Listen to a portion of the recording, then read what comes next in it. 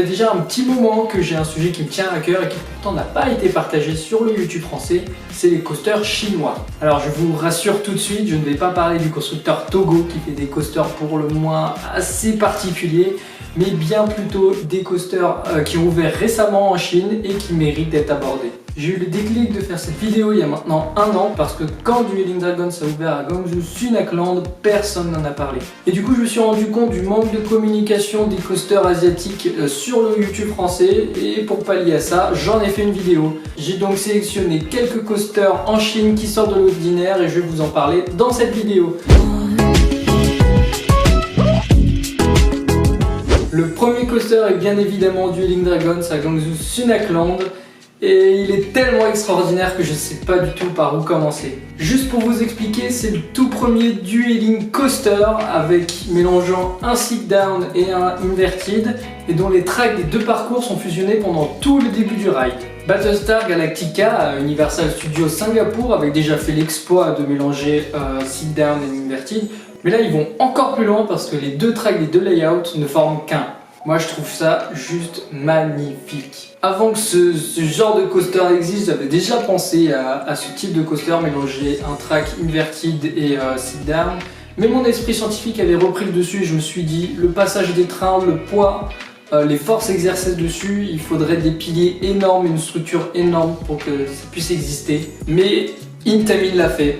Et pas qu'à moitié. Bon, certes, le layout n'est pas extraordinaire, on a déjà vu des coasters largement mieux, mais avoir réussi à associer un coaster classique et un inverted sur un même track et en plus avec un launch, c'est juste unique. Au niveau caractéristique, les deux layouts sont pas très longs, ils mesurent 800 mètres de longueur, mais ils vont quand même à 56 mètres de haut et ont chacun 4 inversions, donc c'est plutôt pas mal. Bref, un coaster unique en son genre et qui permet de prendre des très jolies photos, que demander de plus?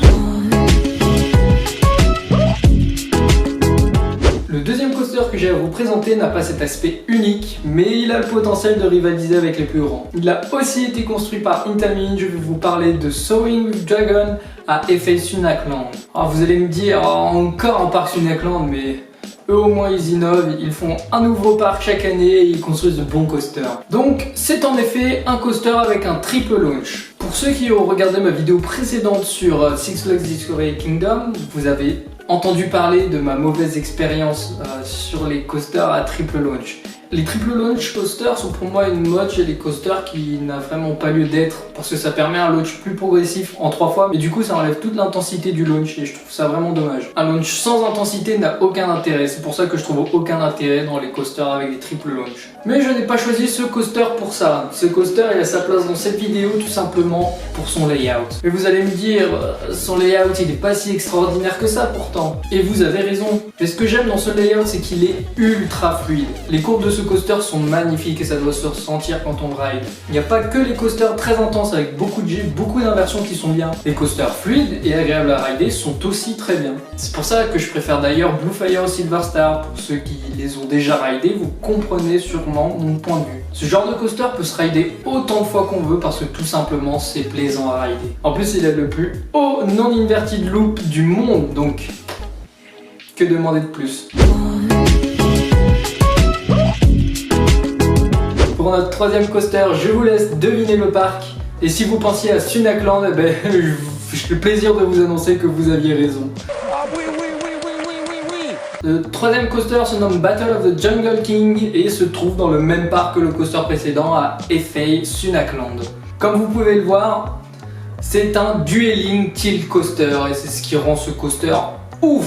Alors il n'a pas été construit par Vekoma comme Gravity Max à Lipao Land à Taïwan, mais bien par un constructeur chinois qui se nomme Golden Horse. Ce constructeur construit de nombreux coasters en Asie et qui ont pour modèle les coasters Vekoma. Comme c'est un Dueling Coaster, il y a bien 2 layouts, le premier s'appelle Tiger et le deuxième s'appelle Dragon. Il n'y a pas beaucoup de différence entre les 2 layouts, la seule différence est au nombre d'inversions. Dragon a 3 inversions, un loop et un double corkscrew, alors que Tiger a juste 2 inversions, un loop et un seul corkscrew. N'empêche, ce coaster est vraiment photogénique. Les trains sont plutôt jolis, et même si on n'a pas beaucoup, il est quand même thématisé. C'est ce genre de coaster qui peut donner un grand atout à un parc.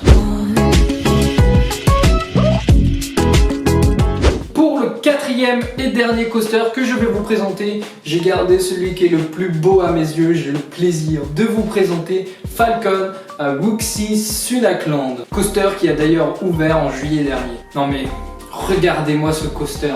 Il est juste magnifique avec le layout qui passe au-dessus du lac, dans la montagne et tout, c'est juste parfait. Le seul petit truc qui me gêne, c'est qu'ils ont mis le paquet pour la théma en façade, mais derrière il n'y a plus rien du tout. En gros, il n'y a que la moitié du layout qui est thématisé. Mais en plus de cette belle théma, le coaster est juste extraordinaire. Déjà, c'est un wing BM et les wings, c'est trop bien. J'ai fait The Swarm à Thorpe Park l'année dernière et c'est juste incroyable. Mais c'est surtout le plus haut wing du monde. Il fait 60 mètres de haut. En plus, il est plutôt long avec ses 1278 mètres. Ce qui n'est pas comparable aux 770 mètres de The Swarm à Thorpe Park. Il y a un peu 500 mètres d'écart, ce qui n'est pas négligeable.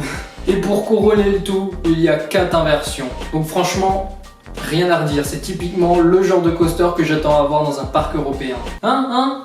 Le PA, au lieu de faire des triple launch coasters, pourquoi vous ferez pas des coasters comme ça? Bon, juste avant de terminer, je voulais quand même ajouter une mention honorable, un coaster qui me tient quand même à cœur, que j'aime beaucoup. C'est un coaster assez connu, vieux puisqu'il a ouvert en 2001 et n'est pas situé en Chine mais au Japon. Pour ceux qui l'ont trouvé, bravo. Les autres, si je vous dis qu'il a le launch le plus puissant du monde, je pense que vous devrez trouver. Et en effet, il s'agit bien de Dodonpa, ou devrais-je dire Dodonpa depuis Saint-Réal. Je voulais vous en parler car l'été dernier avec Clément j'ai fait Stealth à Thorpe Park et il a déjà un launch assez puissant. Rien que pour la puissance du launch de Stealth, il est deuxième dans le classement de mes coasters préférés. Donc quand t'as un coaster dont le launch il va de 0 à 180 degrés en 1,56 secondes, mon dieu qu'est-ce que ça doit péter. Bon, c'est la fin de cette vidéo, j'espère qu'elle vous a plu, c'est la première fois que je fais un type de vidéo comme ça. C'est un tout nouveau format que je viens de tester, plus travaillé, plus rythmé, donc si vous aimeriez en avoir d'autres, n'hésitez pas à le dire en commentaire et à mettre les petits pouces bleus.